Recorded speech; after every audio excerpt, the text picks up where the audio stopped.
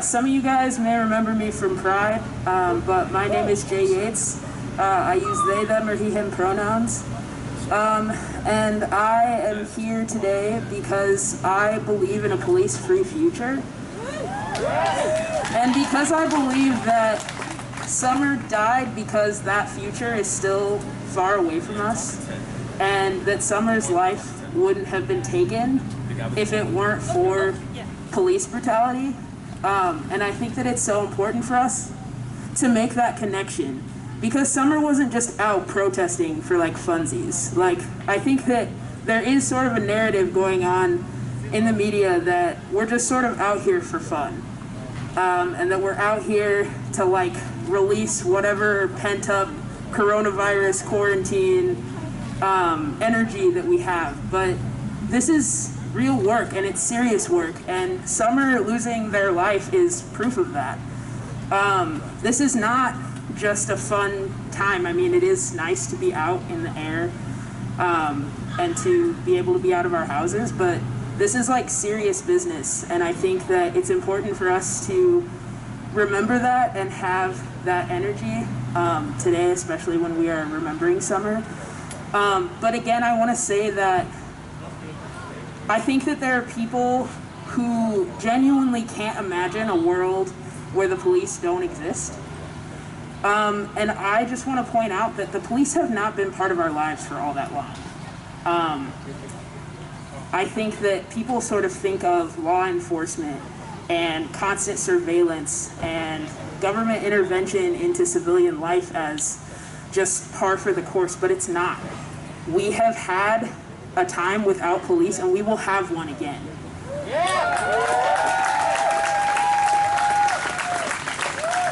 And I want this to really be a call to action for everyone here, that in order for that future to actually happen, we have to actually start making that future happen. We have to start getting more involved in the political process that I'm sure we all hate and distrust, but we have to start getting involved in that process so that we can create that police-free future. And one of the ways that we can do that is to support community control of police. And I think that I myself, at the beginning of this, had a lot of reservations with that phrase, because I think that a lot of people think of community policing and you're like, oh, that just means that like the same racist people and the same racist cops a lot of the times are just going to be like in charge of policing the community in the same ways as before. And I'm not down for that, and I don't think that any of you are down for that. But community control of the police can be a pathway to defunding the police, it can be a pathway to dismantling the police, and it can be a pathway to abolishing the police altogether. But we have to think of this as a marathon and not a race.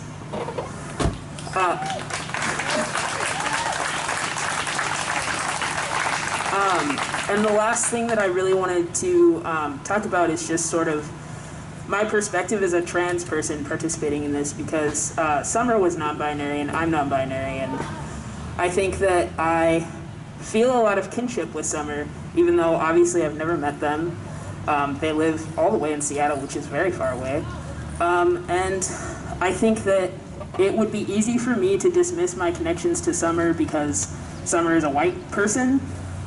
But I think that Summer and I actually have a lot in common. I think that we've both been doing this since the uprising began. I think that we both probably faced a lot of barriers in our lives that led us to protest. A lot of disparity and a lot of access issues that we had to deal with as trans people. And so I just kind of want to call attention to like trans issues in this moment and just remind people that like those issues are key to liberating all of us. Like when you liberate trans people,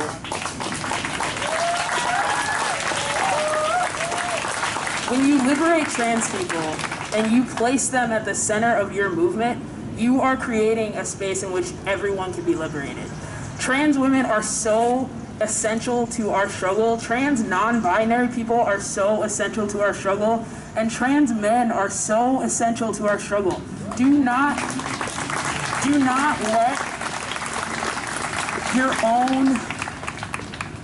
don't let your own sort of myopic view of what liberation is hinder you from seeing how you're connected to other people in this moment.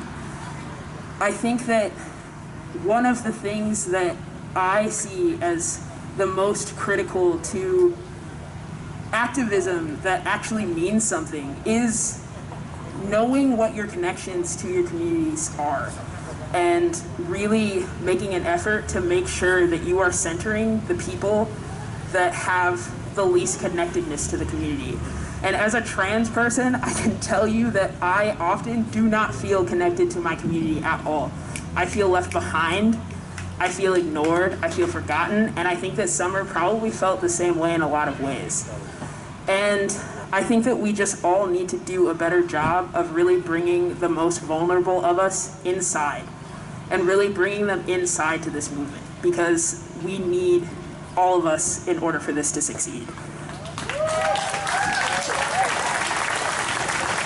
So that's all I really wanted to say for now. I'm sure you'll hear from me again as the day goes on, and I will give my stay behind the truck mantra that some of you may be familiar with by now. But I'm gonna turn the mic back over to Toussaint. Thank you. Give it up for Jay Yates.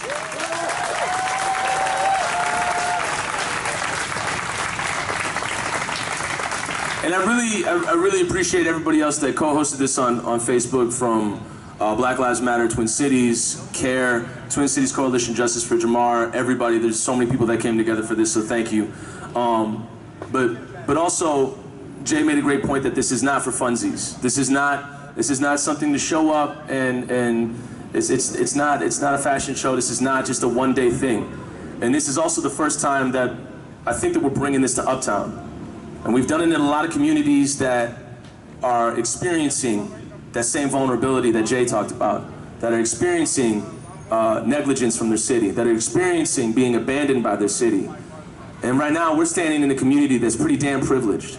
We're standing in a community that doesn't necessarily may not feel that they have to show up. We're standing in a community that may have the power, rank, and privilege to just stay at home, stay in the living room. But this is going on 6 weeks now, and this is not going to stop.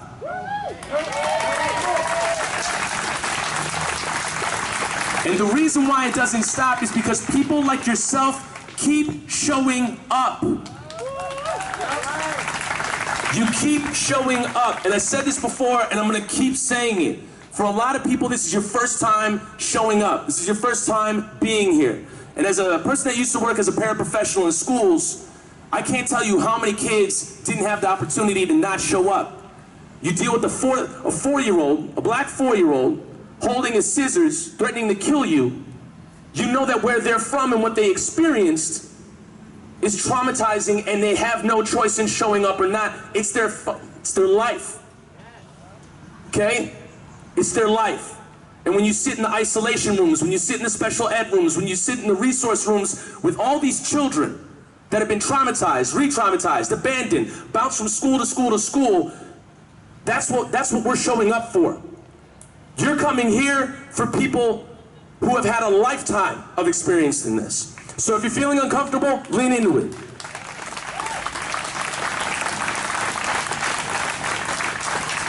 Because the march that we're going to take is a very, very historical one. This is one that has not been done here.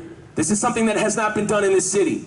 And I think a lot of people sit on Lake of the Isles or Damacaska, and they may think that they don't have anything to do with this, but they have a lot to do with this. Actually, they are part of the problem. They may even be just the problem. That type of apathy, that passivity, that type of complacency, that's what Minneapolis is bred on. I was born in New Orleans, where they wave Confederate flags, and at least you can have a conversation about it. They say you're racist, oh, why? Well, this is that and the third. It's tough to have that conversation here because people say, well, no, I'm not racist. But yeah, you are. Well, no, I'm not. So it's a complete dismissal of any accountability. And today, that's what we're bringing to this neighborhood, accountability.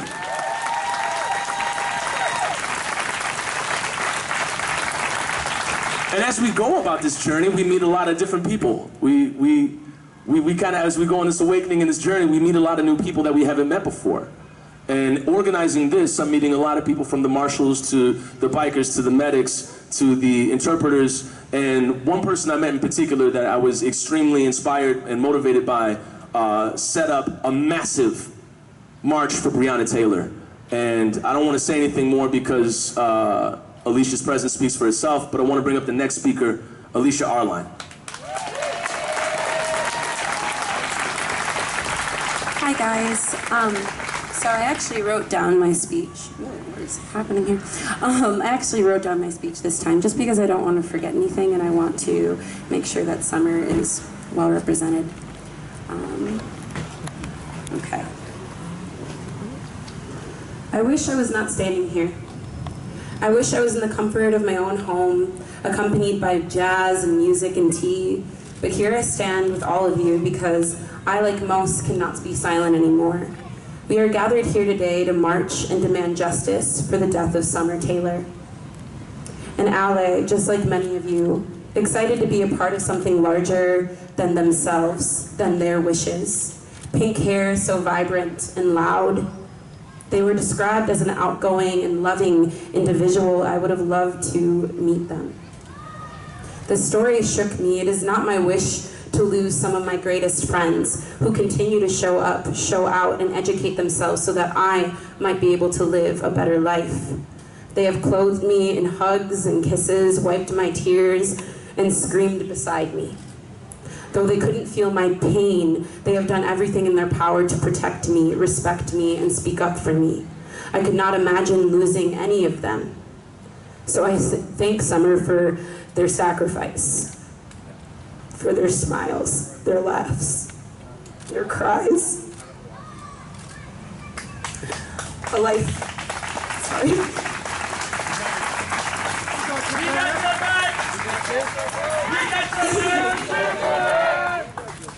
a life lost on July 5th of 2020 that no one wanted to see go.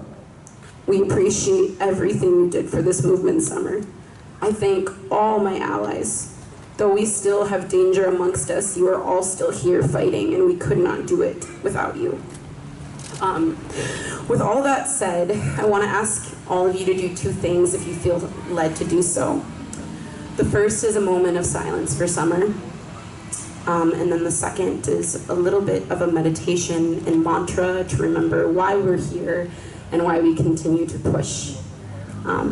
So if we all want to just bow our heads and give a little moment of silence for Summer, please. For just the proper occasion. Green Acres, Beverly Hills, and who to go first will no longer be so damn relevant. And women will not care as they finally got down the chain and searched the tomorrow. Because life is still being looking for a brighter day. The revolution will not be televised.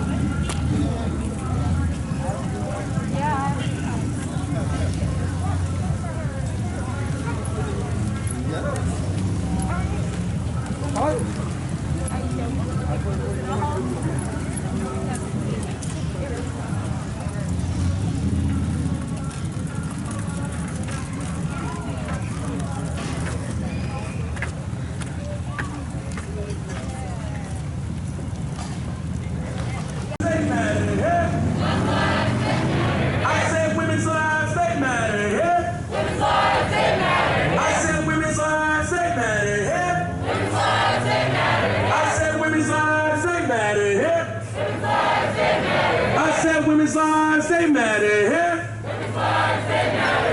Disabled lives, they matter here. I said disabled lives, they matter here. I said disabled lives, they matter here. I said disabled lives, they matter here. No justice, no peace. Prosecute the police. No justice, no peace.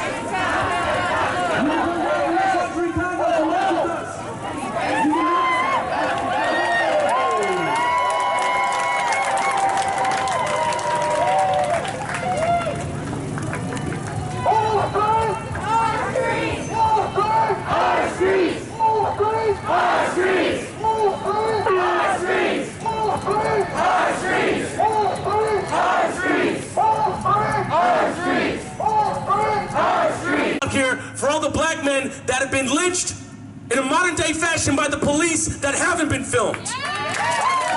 Marcus Golden, Isaac Aiden, Cordell Handy, Terrence Franklin. If you hear the story of Terrence Franklin, it will make your skin crawl.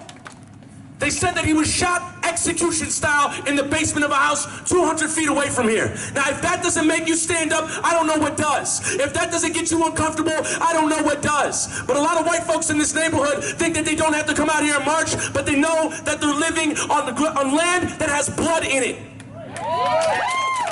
I'm gonna ask Sam Martinez to speak to that. So, who knows who Terrence Franklin is? Can you raise your hand?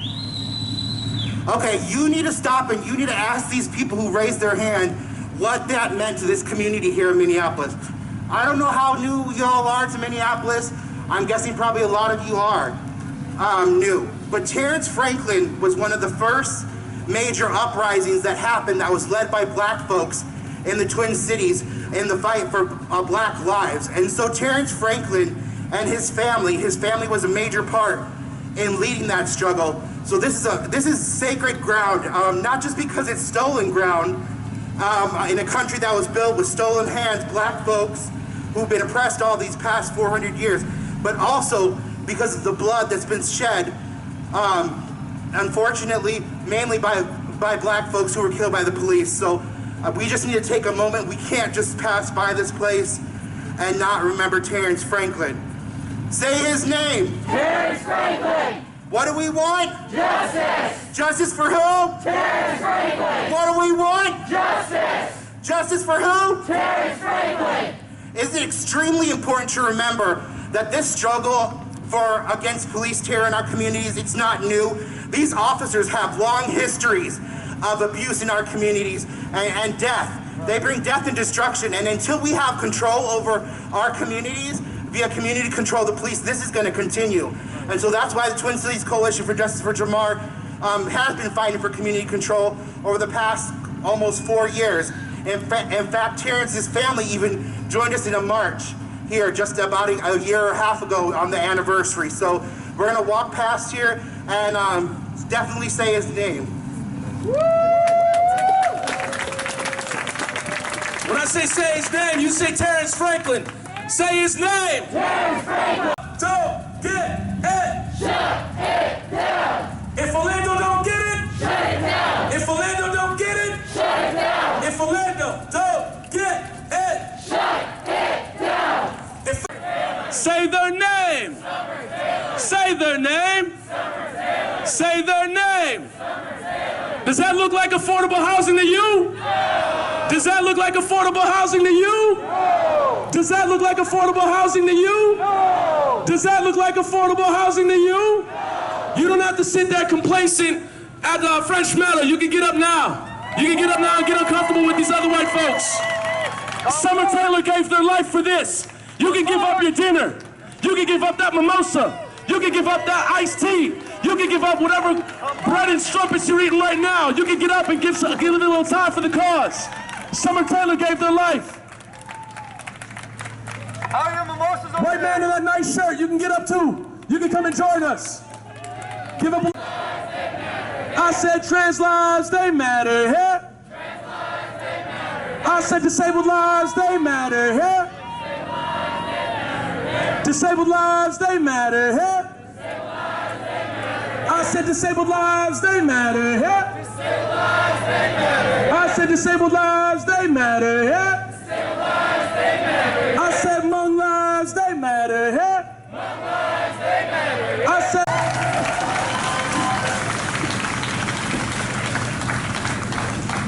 I wanted to bring this march here because this is one of the most dangerous streets in the city.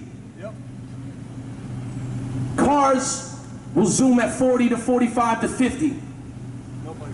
They'll launch people 13, 16 feet into the air trying to get into their car. An acquaintance of mine, Ted Ferreira, lost his life this past October. It was his birthday. He got out of an Uber on that side. Got 1 lane, 2 lane, 3 lane, dead. He was hit by a car. And I thought, if Summer Taylor was going to occupy I-5 for 6 weeks, if they were going to occupy I-5 for 6 weeks, one of the most dangerous highways in Seattle, we could sure as shit come here and shut this down.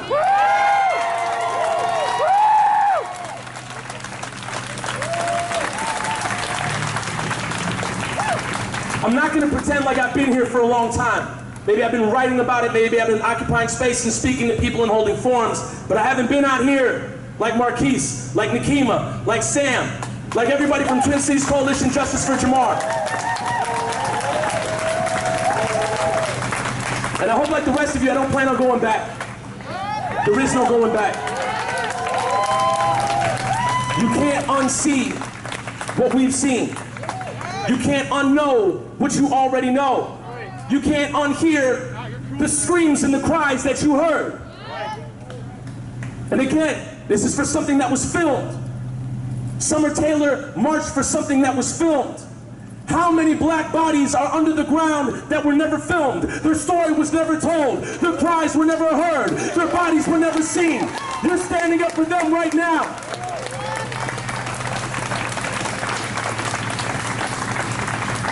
And Jay said it best, this is not for funsies. This is us putting our lives on the line. You're standing in one of the most dangerous streets in the city, putting your life on the line for somebody else that put their life on the line. And we can give it up for Summer Taylor.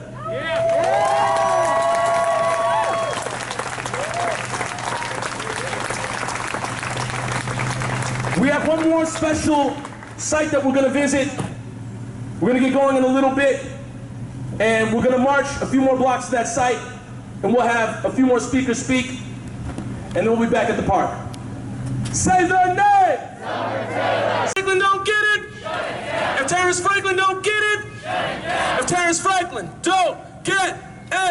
Shut it down! If we're here to shut this shit down!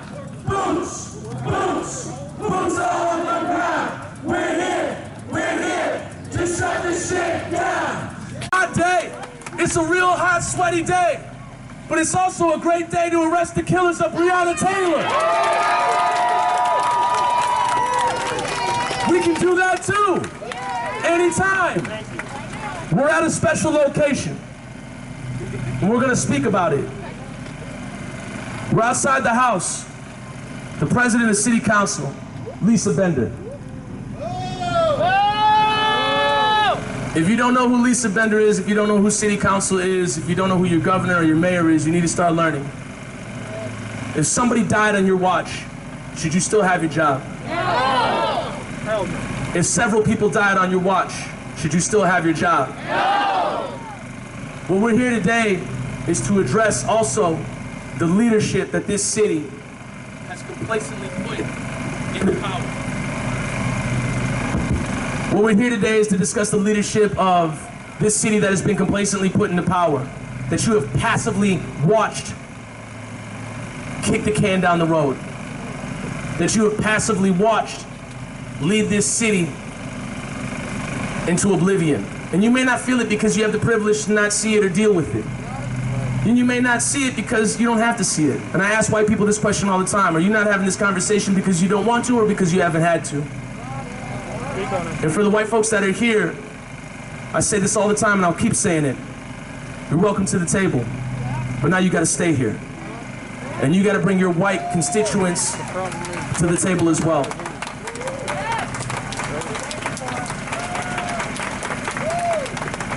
There's certain groups in town that wanted to defund the police. Then they wanted to disband the police. Then they wanted to change the charter. And they received a lot of money with those messages.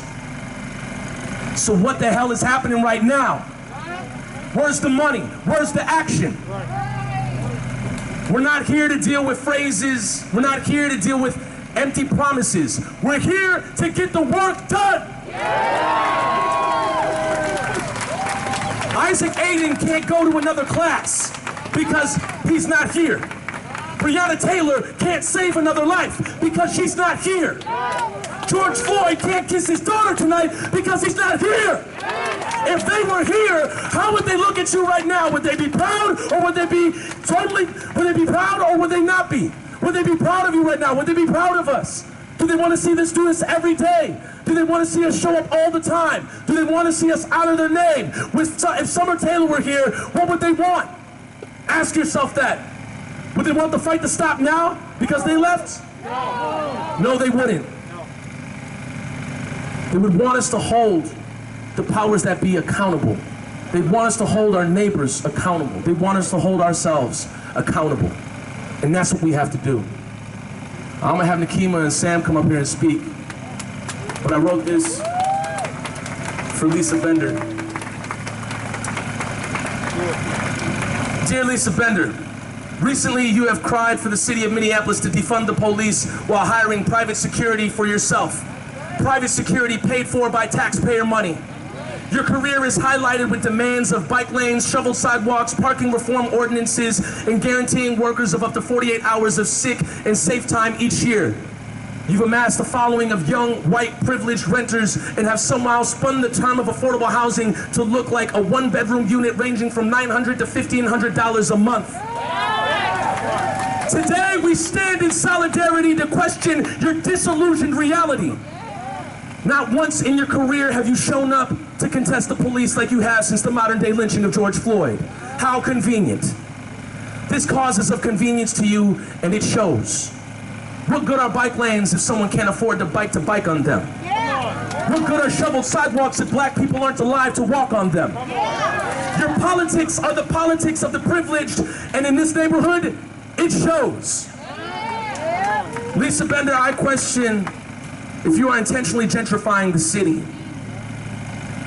The city's constituents made up of white, fragile renters do not represent the black, brown, indigenous, and poor.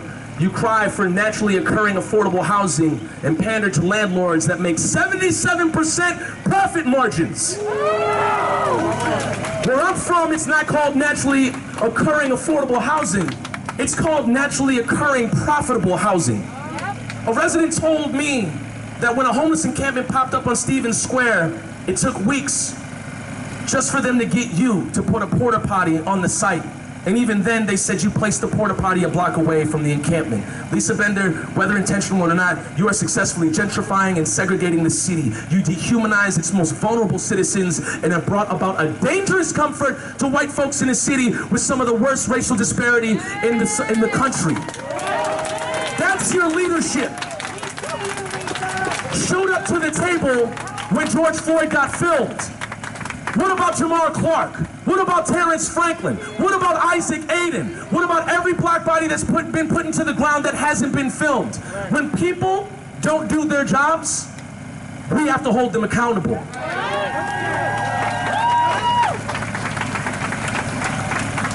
And what I'm asking personally from me is that Lisa lose her job.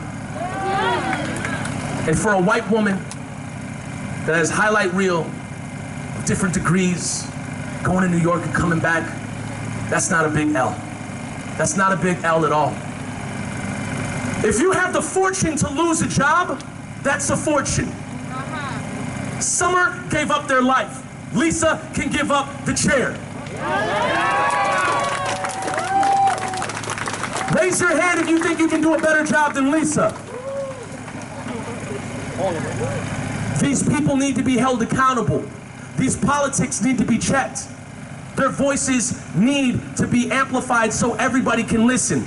I don't need to see you blocking people out of city council meetings. I don't need to see you dragging Michelle Gross out of city council meetings. An OG who's been doing the work for 2 decades, done more than you have in years of your life. Communities United Against Police Brutality has done more than the city council has in the past 6 weeks after they sang Kumbaya at Powderhorn Park and then went back to meetings that were closed off and didn't do a damn thing. Is it defund, disband, or change the charter? Get the phrase going, push it, sell it, get reelected the next year. I don't think so. But you gotta hold them accountable. And for the white people listening in this neighborhood, you gotta hold her accountable.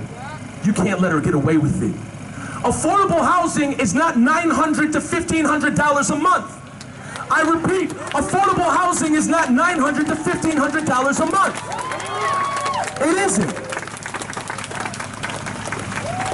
You fight for bike lanes because you got the money to buy a bike. You fight for shoveled sidewalks because you got the time to shovel a sidewalk. When you go to Frogtown, tell me a family that gets the time, energy, and spirit to do that. And then when they don't, they get fined. And then when they can't pay the fine, they get fined another. What kind of white power, rank, and privilege dysfunction is that? This is a reality that you don't understand. This is a reality that Lisa doesn't understand. And whether it's willful or it's misinformed, we don't know. And again, white people, worst you're gonna feel is maybe uncomfortable. Worst that may happen is you may lose a job. But I'll tell you this, you're not gonna get killed by the cops. And because you're not showing up, you're not gonna get hit by a car like Summer did. The worst that you could lose is a job. And Lisa's gonna get a job somewhere else. She's gonna make a ton of money somewhere else. She's gonna be able to do it. But brown and black folks on the north side of Minneapolis don't have that time or that fortune. We need change right now. So the president and leader of the city council, I'm asking respectfully, step down. I'm gonna hand this off to Sam.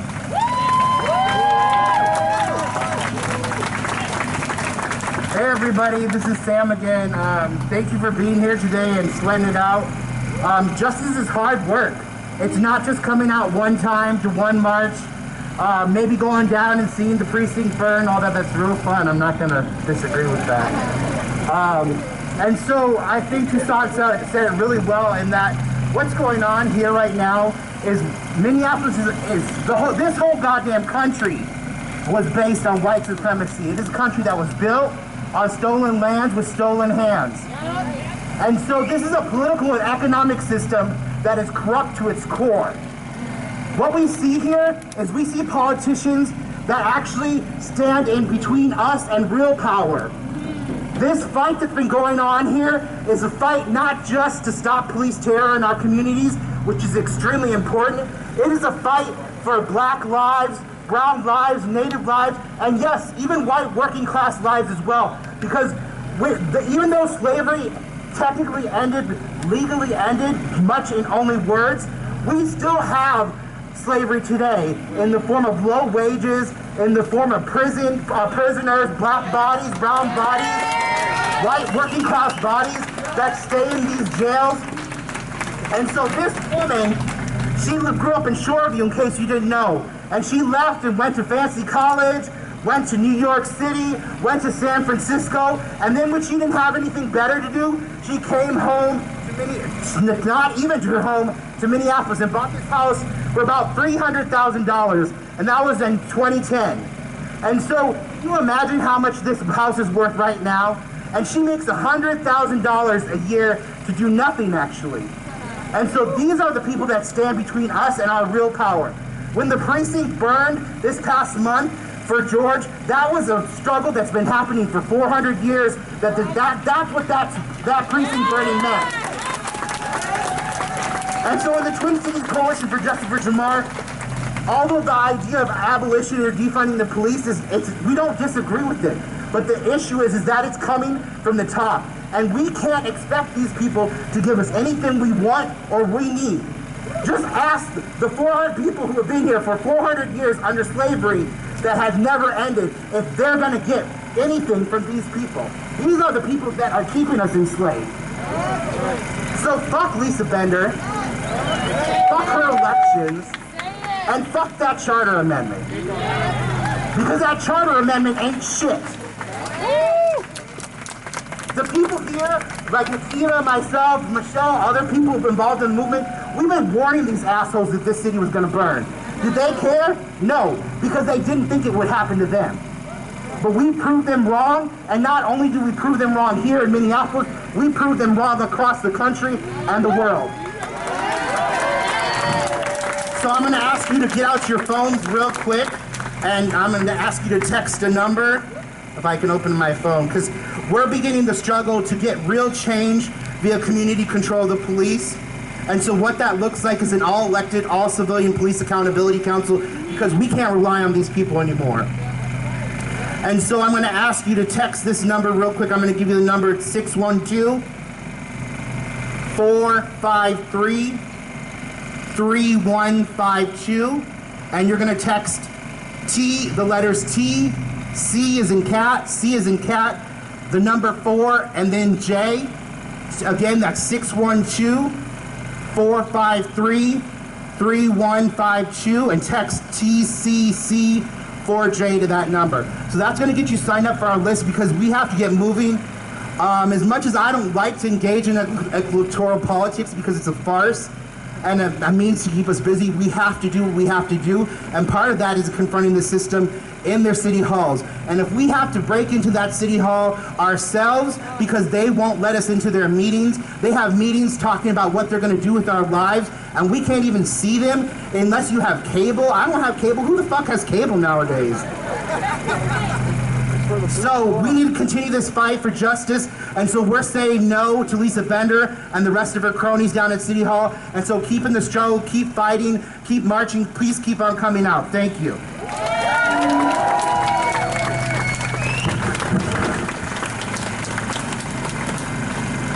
This is someone that everybody knows, needs no introduction, but somebody very special and inspiring to me, Nekima. How y'all doing out there? I said, how y'all doing out there? What do we want? Justice! When do we want it? Now! What do we want? Justice! When do we want it? Now! What do we want? Justice! When do we want it? Now! We need Lisa Bender to hear that we want justice now. Not the bullshit that she and the other city council members have been trying to bring forward. As Sam talked about, and as Toussaint talked about, they are essentially trying to hoodwink and bamboozle the people when they really have no interest in bringing about justice. If they had, they would have fired Bob Crow's raggedy ass by now. Why is he still on the force if they care about justice? One of the most violent police officers in the history of the city of Minneapolis, with 50 complaints, over a dozen substantiated lawsuits.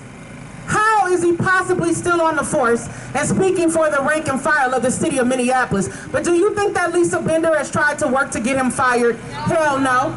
Somebody say hell no. Hell no. And if Lisa Bender actually cared about justice, do you think that it would have taken seeing the life of George Floyd snuffed out of him for minutes at a time by the Minneapolis police? Or do you think that when she learned about Terrence Franklin being executed in the basement of a home not too far from where we were, that she would have stood up then? And if that's not enough in 2013, let's fast forward to 2015.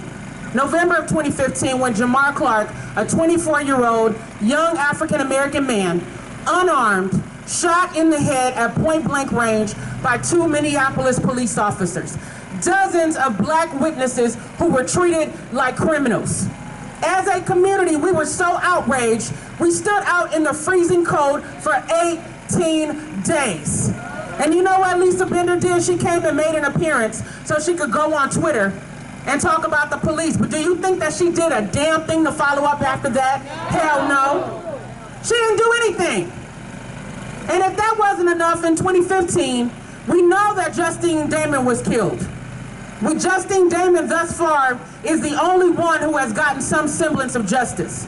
Why? Because she was a white affluent woman, and the man who killed her was a black Muslim Somali man. And in all honesty, I believe that that was the only accidental shooting by Minneapolis police out of all the killings that we have seen. Because most of the time, they have shot people at point-blank range, blown their damn heads off. Or like we saw in the case of George Floyd, choked the life out of that man. Those were not accidents. So regardless of whether you believe that what happened with Muhammad Nur was an accident, the point is, Lisa Bender had the opportunity to help demand justice for stolen lives. And if that wasn't enough with Justine, let's fast forward to Thurman Blevins. African-American man sitting outside his home, probably intoxicated, but what difference does that make? Police officers jumped out of the car, treated that man like a criminal, treated him like an animal, hunted him down, and blew him away. And the man begged them not to kill him. Did we see Lisa Bender stand up and demand justice? Hell no, she went back to business as usual, worried about bike lanes and fake-ass affordable housing. If that's not enough, we have Mario Benjamin. We also have a Hmong man who was killed. We have Travis Jordan, a Hawaiian Pacific Islander who was killed. Lisa Bender did not do a damn thing about any of those people being killed at the hands of the Minneapolis police. But fast forward, May 25th, when George Floyd was killed. What do we see? Lisa Bender and the rest of City Council, but primarily Lisa Bender, going on CNN and other news networks, knowing damn well she don't know nothing about police reform, has not worked on the issue at all throughout her time in City Council, but yet she's on CNN doing all these interviews, trying to grab headlines, pretending that she cares about justice. And anybody with an ounce of common sense could look at that and see that we're being hoodwinked and bamboozled. What Lisa and many other members of City Council care about is grabbing the spotlight of the world and looking like they're doing something, when in reality they could care less about the residents of the city of Minneapolis, and they damn sure don't care about Black lives. How do I know? Because I was with activists time and time again and community members showing up at City Hall and demanding justice, shutting down meetings, testifying, meeting one-on-one with City Council members, begging them to do something. And instead, what did they do? Ask for more power. Saying that, you know what, the mayor is responsible, but if you divide all this power amongst the 13 of us, then we'll seek justice. And I'm thinking you haven't done a goddamn thing with the power you have right now. So why would we think divvying up power amongst a bunch of lame politicians would produce justice? It's not going to. That's just more people to pass the buck to and to kick the can down the road to. That is that bullshit. So we need to pay attention to what is going on. And like Toussaint said, this woman does not need to keep a six-figure job doing absolutely nothing for the residents of the city of Minneapolis. Somebody needs to rise up and challenge Lisa Bender. And if you don't believe me about these injustices, all you need to do is look at the most recent police settlement cases. I talked earlier about Justine Damon and how she was killed in 2017. As a result of her case and the fact that she was an affluent white woman, Justine's family received an unprecedented $20 million, the largest ever award in the history of the state of Minnesota for a police killing victim. Now think about this. The overwhelming majority of people who are killed are Black and brown. So why did it take a white woman to get that large of a settlement? Lisa Bender was the president of the council when that happened.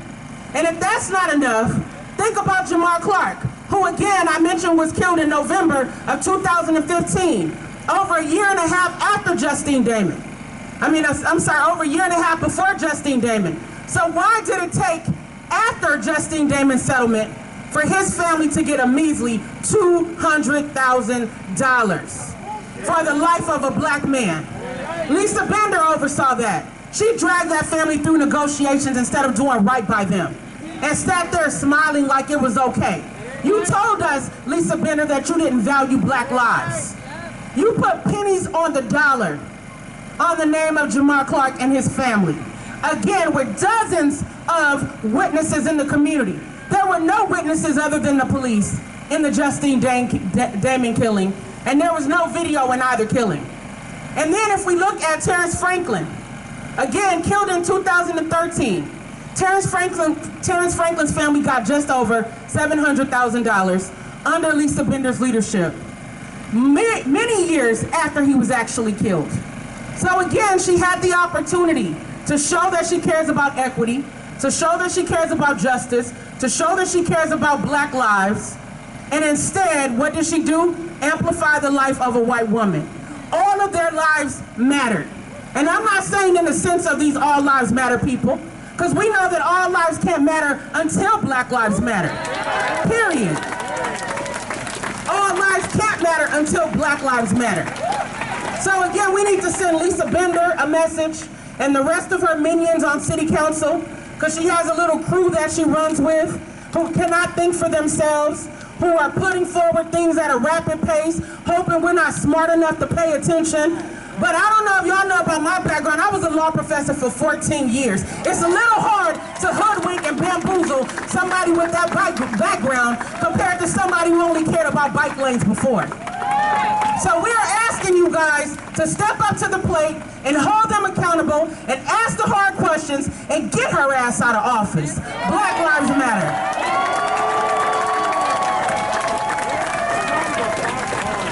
Give it up for the Kima, y'all.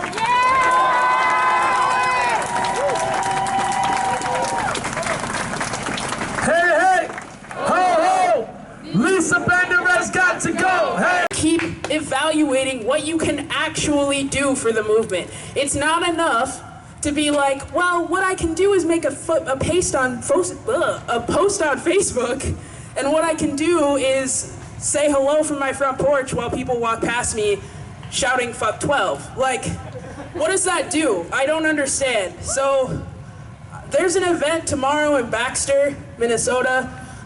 It is going to some other bitch-ass politician's house to protest. And I just wanted to give a shout out for that event because it is far away. But it's so important to keep showing up to these events. Like, do not let up the pressure just because you're tired of coming to protest. Your voice might be tired, your feet might be tired. I'm tired of being black in America, okay? I'm tired of being a trans black American that my government would rather see die than give me access to affordable housing or to food or to health care. Right. Yes. I'm sick of that shit. So honestly, at White Allies, Summer did not care about the inconvenience of showing up to protest. Right. Summer did not care about tired feet or about your tired voice or about your tired back. Summer kept showing the fuck up. So if you want to honor their memory, you need to keep showing the fuck up. Thank you. Yeah. The event's on Facebook. It's at 11 a.m. I think in Baxter, Minnesota. That's right. Yep. Also on Sunday is the Mother's March, noon at Dalen University. There are over 150 families in town that have been affected by police brutality.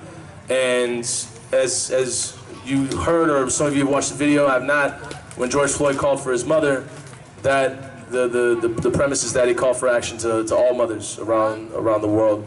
And so there are over 150 families that have had loved ones murdered by police that are congregating at Dalen University and marching all the way to the Capitol on Sunday at noon. I want to say thank you to everybody that came out to this. I posted it on the fly, didn't know what was going to happen, and the solidarity between everybody, and it's tough with trust sometimes. It really is. But whoever, the trust that we instilled in each other to make this happen, I thank you all so much for it. And I really hope that y'all can really congregate together from this, build a community from this.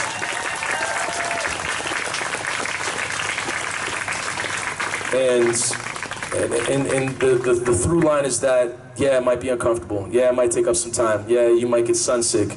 A lot of things may happen, but you're not getting killed for it. And you're putting your life on the line for it. And you're sticking your neck out for somebody else that would do the same for you. And that's what's got to happen in this city. That's what has to happen in this city. Yes, sir. And for those of you that have grown up in this city, I'm not talking about Shoreview like Lisa Bender. I'm talking about Minneapolis proper. You understand that these conversations are not had. They're not had in the classroom halls. They're not had in schools. They're not had really anywhere. And people are very, very resistant to it. You have to start pressing this conversation. And you have to not be apologetic about it. You have to actually stand up and push that forward. And that's got to happen. And that happens at a danger, too. People lose their jobs. People lose family members for this. But you got to be willing to take the L. You got to be willing to fight for it continually. It has to keep happening. Yes. And when you hear Nikema cite situations from 2013 up until now, this is somebody that's been sitting in an office making 6 digits a year doing less work than you. This is somebody that's been sitting in the office making 6 digits a year when people are dying on their watch. How can that happen? How can we passively let that go? How can we passively let communities like Lena, the Lowry Hill East neighborhood, sit and absolutely block out brown, black, and poor bodies? How do we let a city council member say, put the porta potty a block away from the homeless people? How do we let that happen? This city is a travesty, and it's not because of you.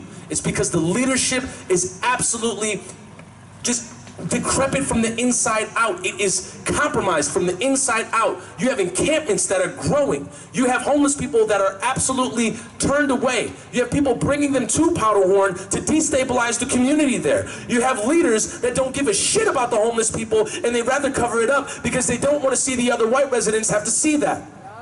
I say see it. I say show up to Lisa Becker's house.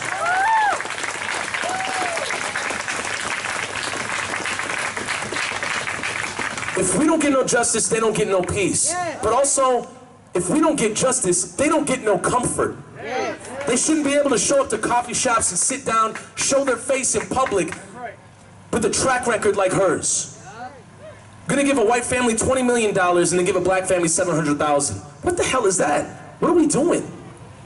How are we involved with this? How are we tacitly complicit with this? How do we check in with ourselves and not let this happen?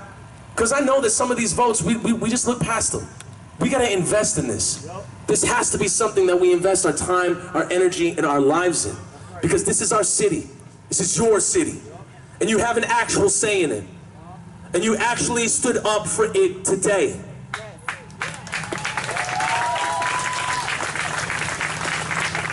You shut down one of the most dangerous streets in the city. You showed up to a white woman's house who's never had her house pulled up to. Because she appears to be an ally. And as Malcolm X said, or I believe it was Martin Luther King, the white liberal ally is sometimes the most dangerous. Yes. The white liberal ally is sometimes the most dangerous. They'll sit and tell you defund the police, disband the police, oh, change the charter. They'll sit and tell you, oh, that's affordable housing. Doesn't look like it to me. Would that be affordable housing on West Broadway on the north side? Hell no! Would it be? Hell no! No!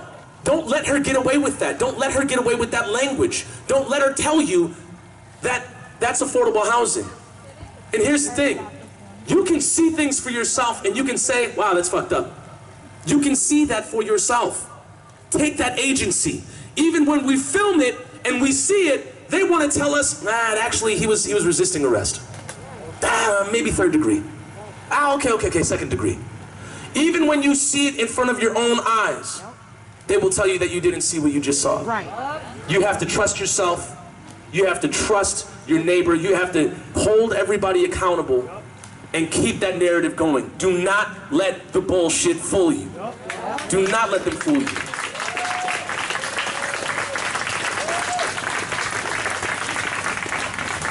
And I also just want to thank all the medics, all the marshals, everybody that kept us safe. It's amazing.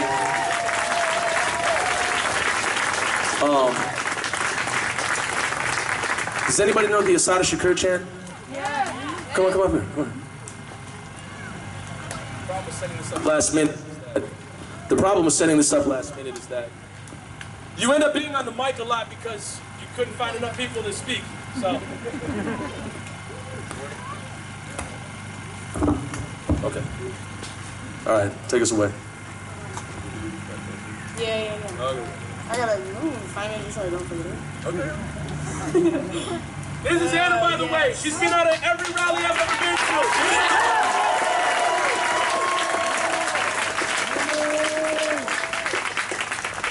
Okay, my bad. Yeah, you got it. All right. Hold on. We're gonna put a fist up for this one, because it is our duty to fight for our freedom.